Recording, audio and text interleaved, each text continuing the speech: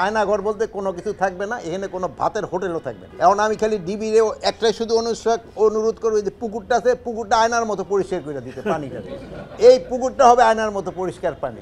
এখন আয়নাঘর বলতে কোনো কিছু থাকবে না, এখানে কোনো ভাতের হোটেলও থাকবে না। আর প্লাস এই ডিবিদের ক্ষেত্রে এইও বলা হয়েছে যে এরা সিভিল ড্রেসে কাউরে অ্যারেস্টও করবে না, তাদের জ্যাকেট অবশ্যই পরিধান করতে হবে, তাদের আইডি কার্ড শো করতে হবে। তা আপনার আইনের বাইরে তারা কোনো কাজ করে, আমি বলছি যে আইনের বাইরে যদি আমিও কোনো আদেশ করি তারা যেন করে না। আপনারা এবার দেখেন, এই যে আমাদের এবার এসআই নিয়োগের ক্ষেত্রে বা প্লাস এই যে পুলিশ নিয়োগের ক্ষেত্রে আপনারা বলতে পারবেন কি না আমরা কারোর জন্য কোনো রিকোয়েস্ট করছি? যদি আমরা কোনো দুর্নীতি করি, আমি যদি কোনো দুর্নীতি করি আপনারা প্রকাশ করে দেন, বাট সত্যি ঘটনা প্রকাশ করেন যে স্যার আপনি ওই জায়গায় টাকা খাইছেন, বলে দেন, আমার তো কোনো আপত্তি নেই, বলে দেন যে স্যার আপনি এখানে এই অপকর্ম করছেন, বলে দেন আপনারা।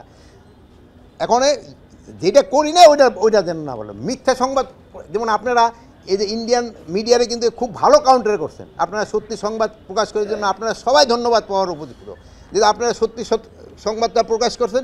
এই জন্য কিন্তু এখন আরও কিন্তু ওরা খুব একটা প্রচার করতেছে না, এখন কিন্তু তার অনেকটা কমে গেছে। এরকমভাবে আপনারা সত্যি সংবাদ অবশ্যই প্রকাশ করবেন, এবং আপনারা যদি সত্যি সংবাদ প্রকাশ করে দেন ওই ক্ষেত্রে আমাদের কিন্তু অ্যাকশন নিতে সুবিধা হয়, যে এটা সত্যি ঘটনা আপনারা প্রকাশ করেন। যদি আমি দুর্নীতি করি আপনি প্রকাশ করে দেন।